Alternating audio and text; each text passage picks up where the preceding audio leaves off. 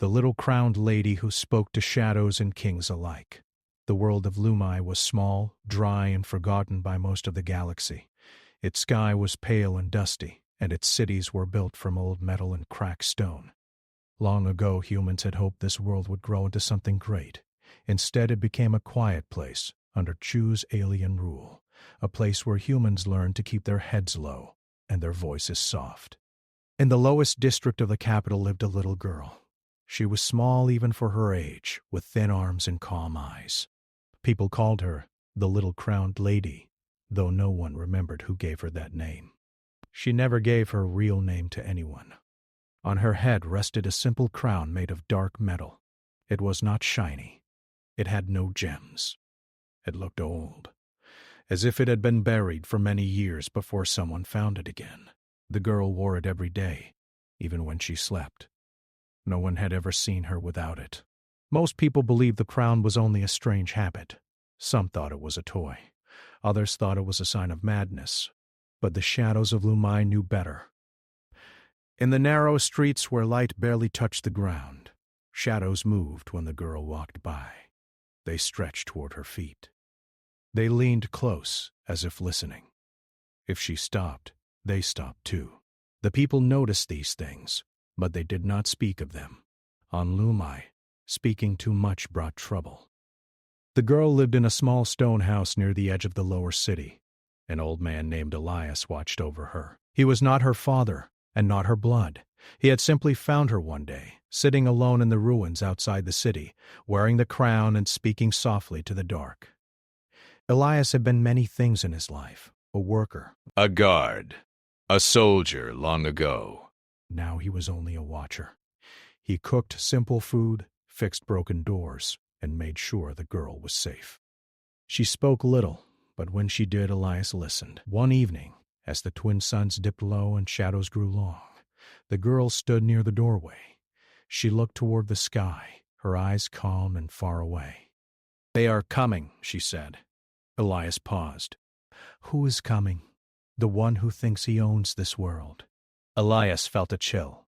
News traveled slowly in the lower city, but even he had heard whispers. A new alien governor was arriving. His name was Varric.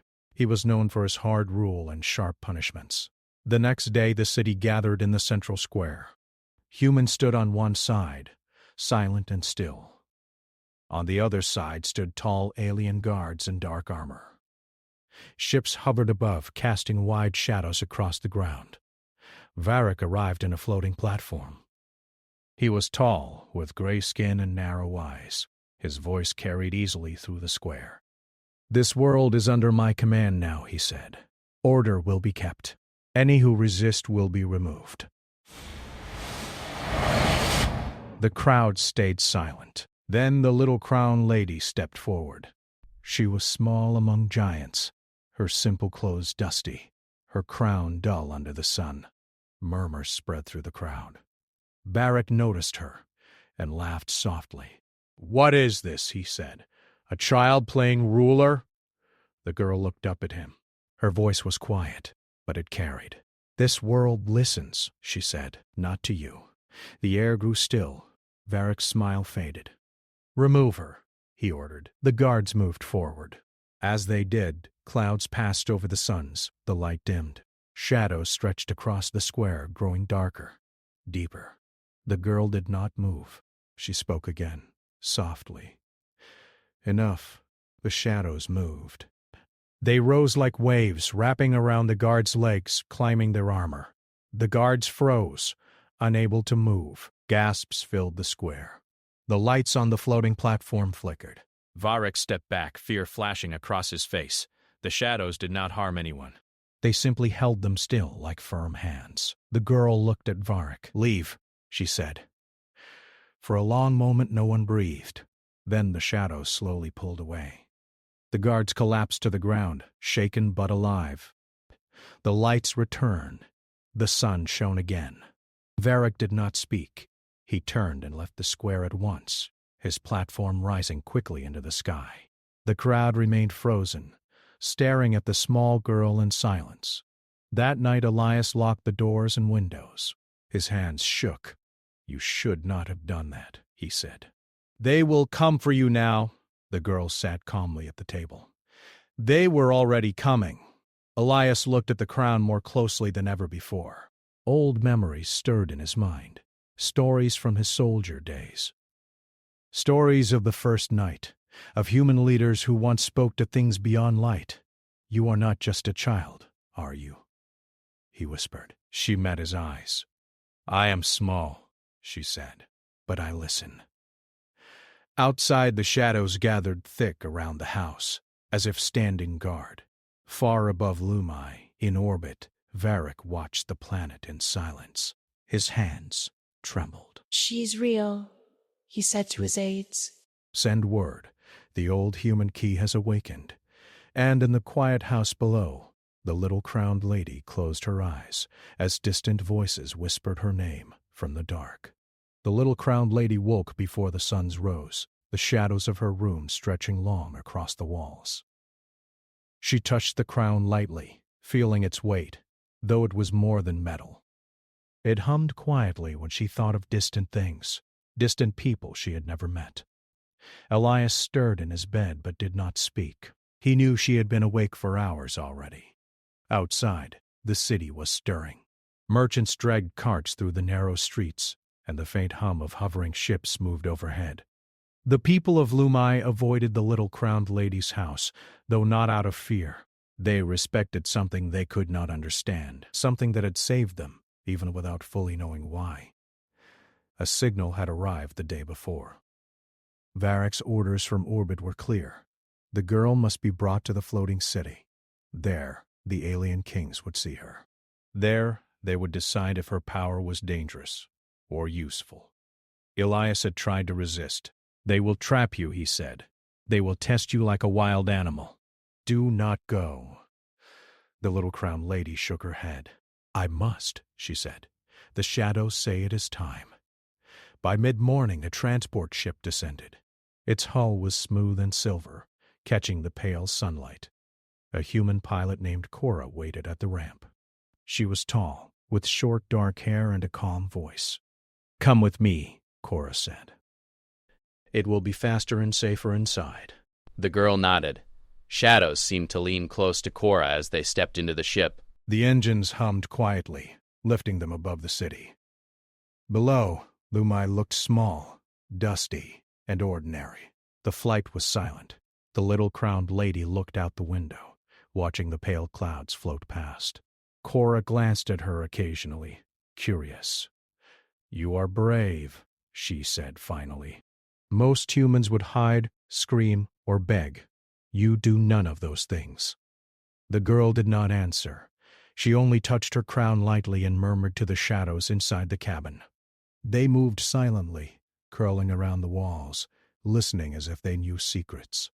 When they reached the floating city, the gates opened like slow jaws. The city hovered above a ring of clouds held by invisible forces. Towers rose high, shimmering with alien light. Ships glided between the towers as if the air itself were water. The little crowned lady stepped onto a platform and felt the weight of countless eyes upon her. The alien kings waited in the great hall. Each was taller than most humans, their skin and faces strange and varied. Some had thin necks and long arms. Others were broad and armored like walking walls. They whispered among themselves, curious, wary, and impatient. Varric stepped forward, his gray skin glinting under the lights. "Bring the girl forward," he commanded. The little crowned lady walked alone. Her small steps echoed in the great hall. Shadows clung to her, stretching along the floor and walls. She noticed the kings flinch. They had never seen anything like her. One king with green eyes and scales spoke first. She is only a child. Why do you summon her? Varric hesitated. Her power is unusual. It is said she speaks to the shadows. The little crowned lady stopped. Her voice was soft but clear. I do not speak. I listen. The shadows around her stirred, brushing lightly against the legs of the alien kings. A murmur ran through the room. The tallest king, with horns like twisted metal, took a step back. She moves them without touching? He asked. Yes, she said. They hear me, like you hear your thoughts when no one speaks. The kings whispered among themselves, tension growing. Some of them had conquered human worlds before. They had seen nothing like this. One of the smaller kings, round and covered in black feathers, leaned forward. She is dangerous, he hissed. You cannot control her. Suddenly, a loud alarm rang. Red lights flashed across the hall. The transport ship above had detected movement. An assassination attempt. A rogue group of alien mercenaries had sneaked inside, hoping to capture the girl before the kings could test her. Panic spread. The alien guards drew their weapons. The little crowned lady stood still. Shadows grew thicker around her, as if responding to her heartbeat. Cora pushed through the crowd and grabbed the girl's arm. We must leave, she said. The little crowned lady nodded. Shadows twisted around the intruders, wrapping their limbs and holding them without harming. They struggled, but they could not move. The guards looked on in awe. The girl walked slowly toward the exit. Do not harm them, she said. They are only afraid. Cora's eyes widened. You could have killed them, she said quietly. The girl shook her head. I do not take life unless it is mine to take. Outside, in the corridors above the city, the transport ship waited. The girl climbed in, shadows following like silent guardians. The city seemed to watch them leave, the alien kings silent behind massive doors. During the flight back toward Lumai, the little crowned lady finally spoke to Cora. They will fear me more than before, she said. They should fear you, Cora said, but they should also respect you. You saved your people and the city without violence. The girl nodded. I am only small, she said, but I listen. That is enough for now. Elias was waiting when they arrived. He did not scold her this time. He only looked at the crown and shook his head. You have done more in one day than most humans do in a lifetime, he said. That night the shadows in the house moved differently. They whispered in shapes that Elias could not understand. They seemed happy, or at least pleased. The little crowned lady sat quietly, listening to distant voices. Some voices were old, some were new. They spoke of kings, battles, and the stars. Far above Lumai in orbit, Varric's platform hovered silently. His eyes were narrow, his mind racing. She will not be simple to control, he said. Send for the archives. Find the history of the first night. We must understand the girl who speaks to shadows. And in her small room below, the little crowned lady closed her eyes. Shadows curled around her like a warm blanket. Somewhere far away, voices whispered again. She listened, and the world listened with her. The next day would bring new challenges, new tests, and new enemies. But for now she rested, the crown on her head heavy yet familiar. The shadows moving silently at her side, waiting for the moment they would be needed again. The galaxy had begun to notice the little crowned lady, and soon no world would forget her. The stars above Lumai were cold and distant, but they carried echoes of old wars. The little crowned lady stood at the edge of a cliff, looking at the horizon where the moons rose like silver flames. Shadows curled around her feet, long and quiet, as if listening to her thoughts. Elias stood behind her, his hands resting on the walking stick he had used for years. He had grown worried. He had seen many strange things in his life, but the truth of what the crown could do was deeper than he had ever imagined. They are coming, the girl said softly, her voice almost carried by the wind. Who is coming now? Elias asked. He had thought the worst was over, but her words held a weight he could not ignore. The ones who do not understand the old pact, she replied. Long ago humans had made a secret promise with the shadows.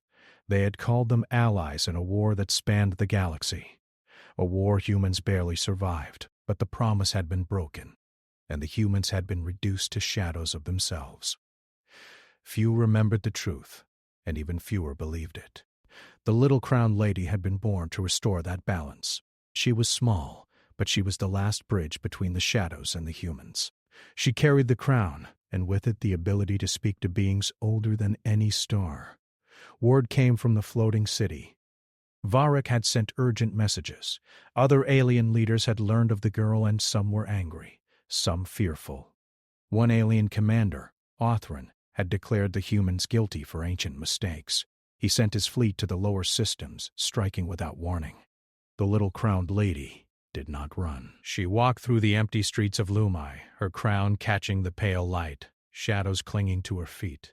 They moved ahead, forming shapes that warned and protected. Cora ran alongside her, carrying a small satchel with supplies. "We cannot face them alone," Cora said.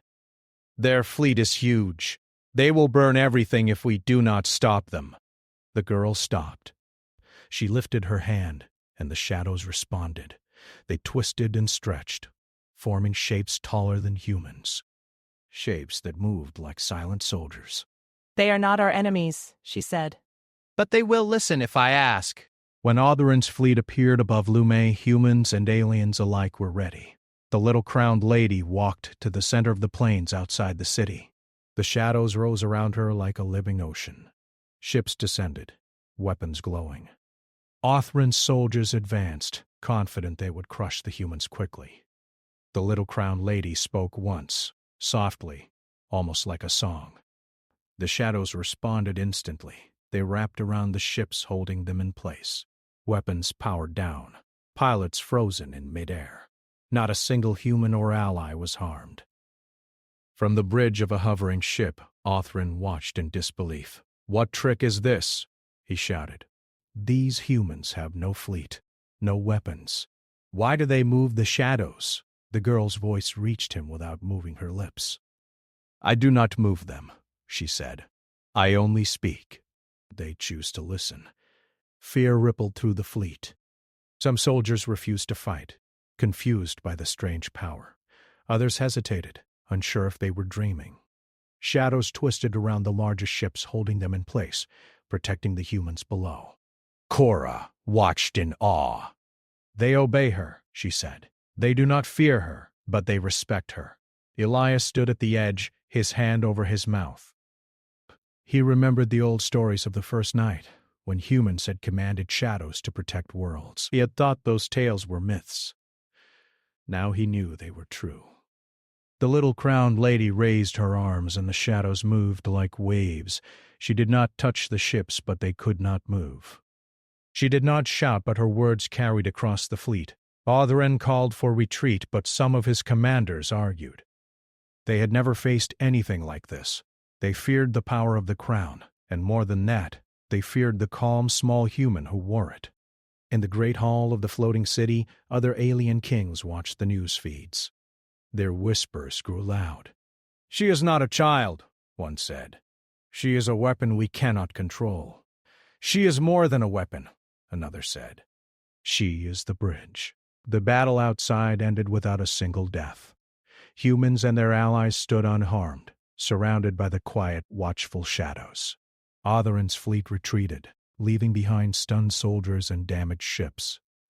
The little crowned lady walked back through the plains, her crown dull in the moonlight, her shadows following silently. Cora fell into step beside her. "You saved them all," she said. "But do you understand what this means? Other fleets will come. Other kings will fear you." The girl nodded. "I understand. But I am not afraid. They will learn to listen." That night Elias placed the crown on a small table and sat beside her. "You carry a great weight," he said. "The power to command shadows is not just a gift. It is a responsibility. Every choice you make affects the lives of millions." "I know," she said softly. "And I will not fail them. I will speak, and I will listen. That is all I can do." Outside, the shadows curled around the house, moving like waves in the dark. They whispered in voices that no human could understand. Some were old voices, from the time of the first night. Some were new, voices that would guide the little crowned lady in the days to come. Far above Lumai, in orbit, Varric's platform drifted silently. His eyes were sharp, his hands clenched. "She is not just a child," he muttered. "She is the key." Find the archives. Find the truth of the first night. If we do not, she will change everything. and in the quiet house below, the little crowned lady sat by the window. The moons cast soft light on her small face. She whispered to the shadows, and the shadows whispered back. She did not speak to kings or soldiers tonight. She spoke to something older, something patient. Tomorrow, new challenges would come. New enemies would rise. But she was ready. The shadows would move with her, and the crown would guide her. Humanity had begun to remember its place among the stars, and the galaxy would soon see that even the smallest human could hold power older than the worlds themselves. The little crowned lady stood on the balcony of Elias's small house, watching the pale suns rise over Lume. Shadows moved around her feet, stretching across the stone floor as if reaching toward the light. She had grown stronger in the days since Othern's retreat, and the crown on her head hummed quietly, like it knew more than anyone could speak. Elias brought a cup of water and handed it to her. "You slept little," he said. "You always sleep little. I worry for you, child." "Your body is small, but your mind carries the weight of the galaxy." She took the cup without speaking. Her eyes followed the horizon. "I must speak to the kings again," she said finally. "They do not understand that power without guidance can destroy worlds." Elias frowned. "Do you truly understand the cost of what you carry? Every command, every choice takes from you. The crown is not just metal. It draws your life." The girl touched the crown gently. "I know," she said, "but I cannot turn back now.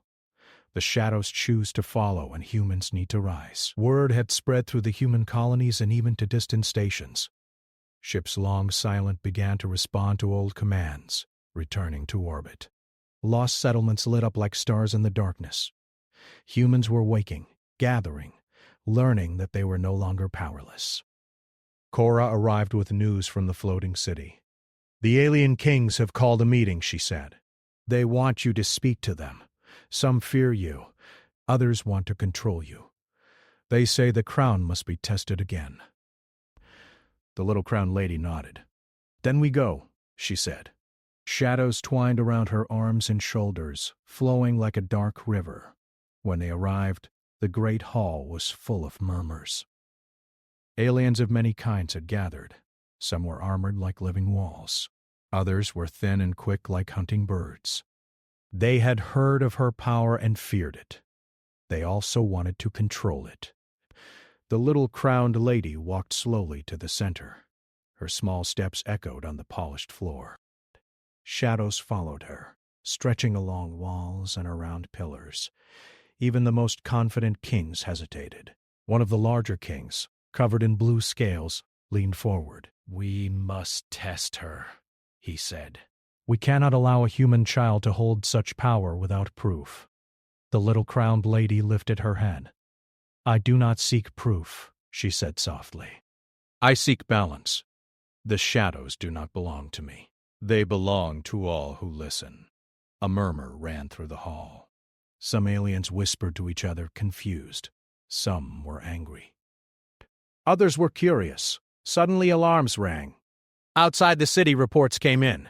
A fleet had appeared near the outer systems.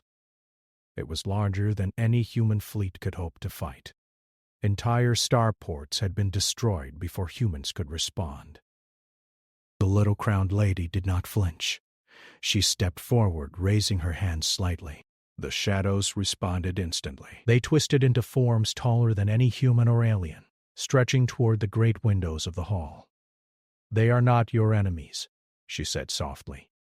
"But they will listen if I ask." The kings watched in awe. They had never seen anything like this. Even the largest alien could not ignore the power in the small human girl. Ships in orbit hesitated, frozen in midair. Soldiers held their weapons, unable to move. Cora whispered, "They obey you without harm. You could destroy them all if you wished." "I do not wish to destroy," the girl replied. "I wish to free them from fear." The shadows extended beyond the hall, reaching the stars themselves. The fleet outside seemed to falter. Commands could not be issued. Engines refused to start. Pilots froze in shock.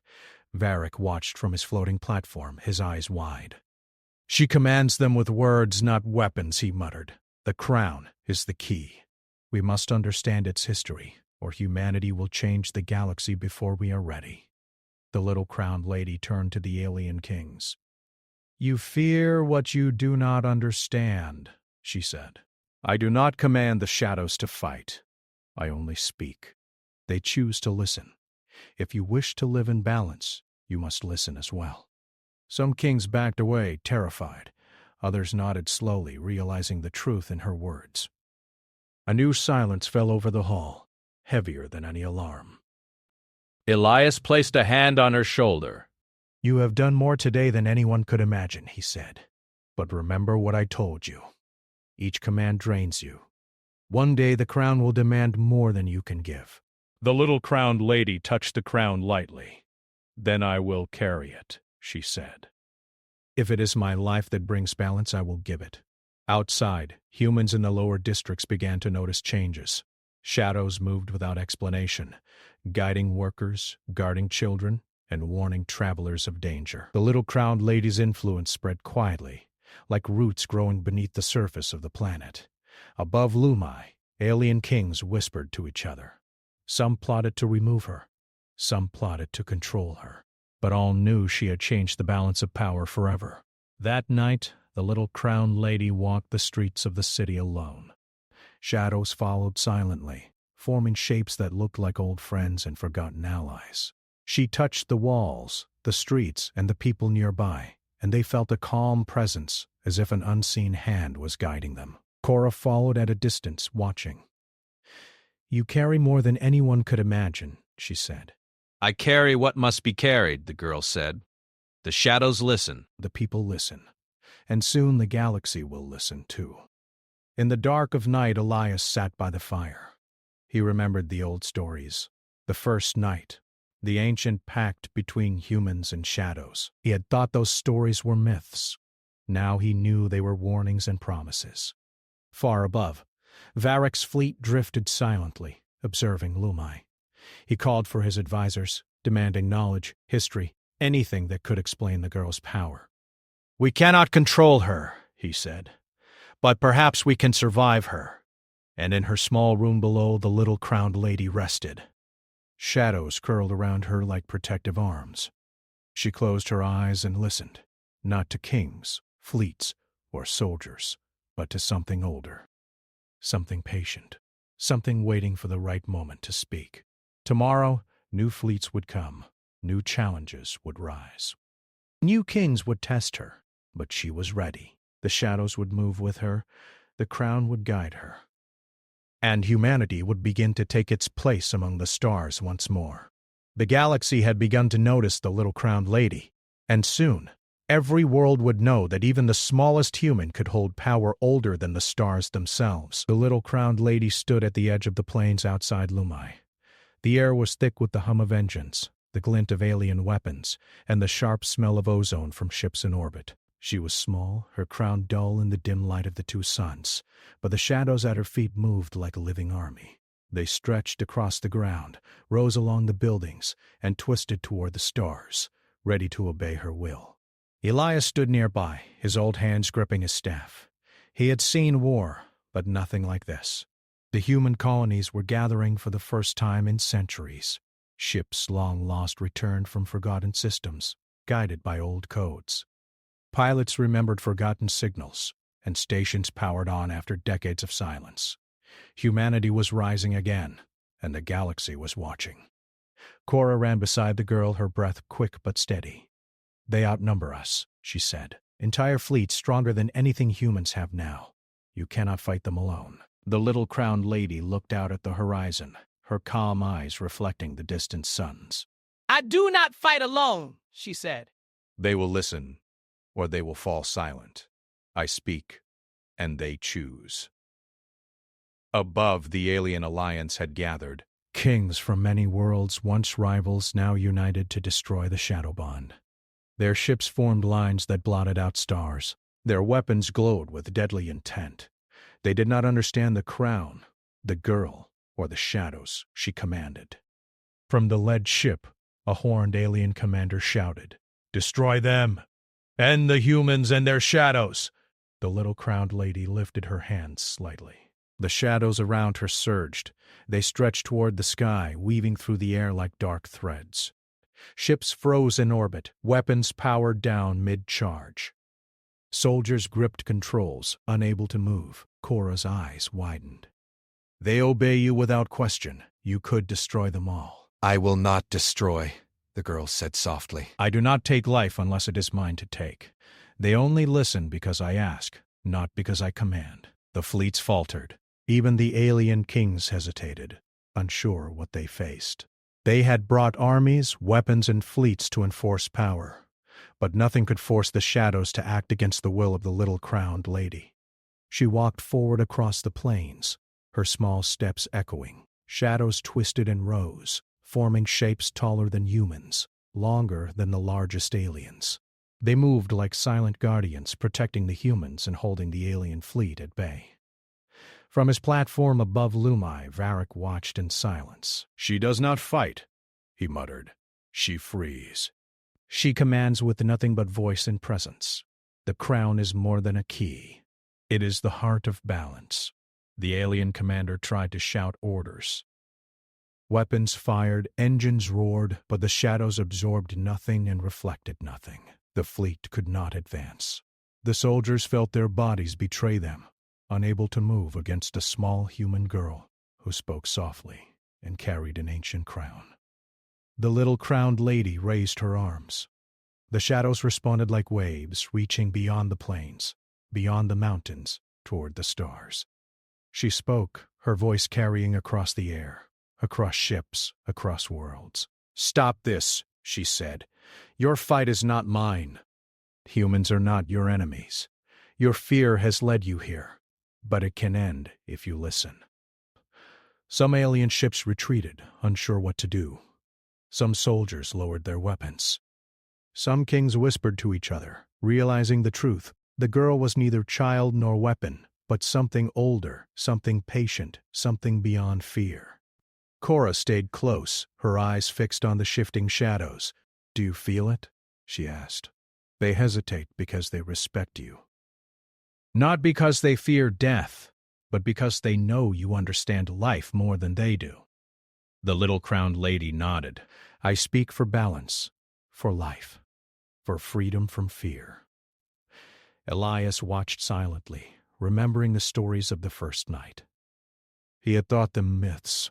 Now he knew they were warnings and promises. Humans had once held power that spanned stars, power that worked with shadows and not against them. The little crowned lady was the last bridge to that past, and perhaps the first step toward a future no one could yet see. The battle ended without a single death. The alien fleet retreated, its leaders humbled, confused, and awed. Ships drifted back into orbit, engines silent. Soldiers whispered among themselves, unsure what they had witnessed. The little crowned lady walked back across the plains, shadows following silently. She did not celebrate. She did not smile. She only felt the weight of what had been done. Every command, every act of influence, drained her slightly. The crown took its toll, but she bore it willingly. Humans and allies began to gather around her, sensing her calm and the silent power that protected them. Children whispered to the shadows. Farmers watched them stretch across the fields. Soldiers saluted without knowing why. The presence of the little crowned lady reminded everyone that power could be used without violence, and that courage was not measured by strength alone. In the quiet moments after the battle, Elias spoke. "You carry them all today. Every human, every shadow, every soul. But remember what I said. The crown takes more than you think. One day, it may take all of you." "I understand," the girl said, "and I accept it. If my life brings balance, I will give it." Far above Lumai, Varric whispered to his aides. "She is not a weapon to control. She is the bridge. If we do not understand her, we will only witness the rise of humanity again, and perhaps the galaxy will change forever." That night, the little crowned lady walked among the people of Lumai. Shadows followed, forming shapes of protection and guidance. She did not speak to kings or soldiers. She only whispered to those who would listen, teaching them that even the smallest human could hold power older than the worlds themselves. Tomorrow the galaxy would bring new fleets, new kings, new challenges. But she would not be afraid. The shadows would move with her, and the crown would guide her. Humanity had begun to remember itself, and the little crowned lady would make sure it never forgot again. The stars above Lumai were cold and distant, but they carried the promise of a new age. And the girl with the crown walked quietly beneath them, ready to speak, to listen, and to lead. The final battle began under the twin suns of Lumai, the plains wide and quiet before the storm. Ships from countless worlds filled the skies, their engines glowing with energy and weapons ready to fire. Humans stood at the front lines for the first time in centuries, and behind them, the little crowned lady walked alone. She was small, her crown catching the harsh light, her eyes calm and determined. Shadows moved around her like a silent ocean, stretching across the ground, rising toward the fleets above, and twisting through the air like living threads. Elias and Cora ran beside her, keeping pace as best they could. Elias's old bones ached, but his mind was sharp. "Remember," he said, "every move, every command takes from you. The crown demands more than we can see." "I know," she replied softly, "but it is time. They have come to end us, and I cannot let that happen." The alien alliance had gathered in orbit, massive fleets that blocked entire systems. They had planned to destroy the Shadow Bond forever, to wipe out humans and erase the power of the crown. Their weapons glowed, their soldiers prepared, but none of them understood what they faced. The little crowned lady stopped in the center of the plains. She lifted her small hands. Shadows surged around her, taller than mountains, wider than any human or alien could imagine. Ships froze midair, weapons powered down, and soldiers stood still, unable to move. The sky itself seemed to bend toward her, waiting for her voice. "I do not wish to destroy," she said. Her voice was soft, yet it carried across the plains and into orbit. "I only speak. You may fight if you choose, or you may listen and live." "The choice is yours." Some alien commanders tried to order their fleets forward, but their voices faltered. Engines would not start. Weapons would not fire. Soldiers hesitated, fear and awe freezing them in place. Cora watched, her breath caught. "She does not strike," she whispered. "She frees them, yet they obey." The little crowned lady stepped forward, shadows rising like waves that stretched beyond the plains, beyond the mountains, into space itself. She spoke again, and her words reached the enemy kings directly. "Cease your fight." Humans are not your enemies. You may fear, but you may also choose balance. Your lives and theirs do not belong to war alone. Some fleets hesitated, retreating slowly. Some commanders whispered among themselves, realizing that their fear had brought them here, but that the girl offered a way to leave without bloodshed. Elias placed a hand on her shoulder, his voice low. "Every word, every choice drains you. One more command and it may take everything." The little crowned lady nodded. She lifted the crown slightly, feeling its weight and its hunger. "Then I will give it," she said. "If it is the only way to save them all, I will give my life." The shadows surged one final time. They reached beyond Lumai, stretching through the atmosphere, twisting around the alien fleets. Energy weapons fizzled and died. Engines cooled. Soldiers were still, unable to move against the will of the girl and the shadows she carried. Then, with one soft word, she spoke to the shadows as she had never done before. "Release them. Free them!" The shadows obeyed. They moved like water, carrying humans and aliens to safety. Ships floated gently back to orbit, undamaged. Soldiers, shaken but alive, stepped from their vessels. The alien commanders stared, amazed, and for the first time they felt respect for the small human who had saved them. The crown on the little crowned lady's head began to crumble. Its metal cracked and dusted away into the air. The shadows pulsed one last time, then faded, retreating slowly into legend. She felt her strength leave her, her body small and weak, but her heart calm. Balance had been restored, and she had given everything she could.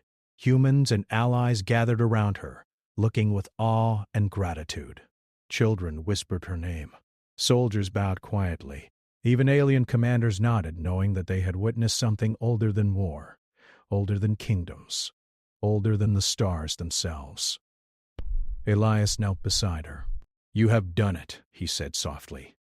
"You carried the weight of humanity, the shadows, and the galaxy.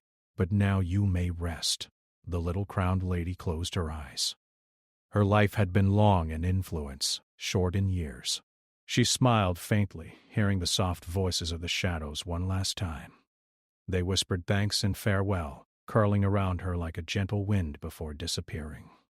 Cora held her hand. "You saved them all," she said. "You will live in stories forever." The girl nodded. "Stories are enough," she whispered. "And the galaxy will remember Balance." Years passed. Humanity rebuilt its colonies. Humans stood among the stars as equals, respected by allies and feared by enemies, not for weapons, but for courage and wisdom. Children in every settlement told tales of a small girl who walked alone, who spoke softly, but whose voice carried through shadows and kings alike. Sometimes in quiet rooms a shadow moved without explanation, curling gently in the corner, as if listening. And though the crown had turned to dust, its power and the courage of the little crowned lady lingered, a reminder that even the smallest human could hold power older than the worlds themselves. The galaxy had changed, not through war, but through understanding, and the girl who had spoken to shadows and kings alike became a legend, whispered across generations, a guide for those who would one day stand against fear, knowing that balance and courage could shape the stars. The little crown lady's story had ended, but her influence lived on, in the hearts of humans, in the quiet movements of shadows, and in the skies above Lumai, where the twin suns shone on a galaxy forever changed.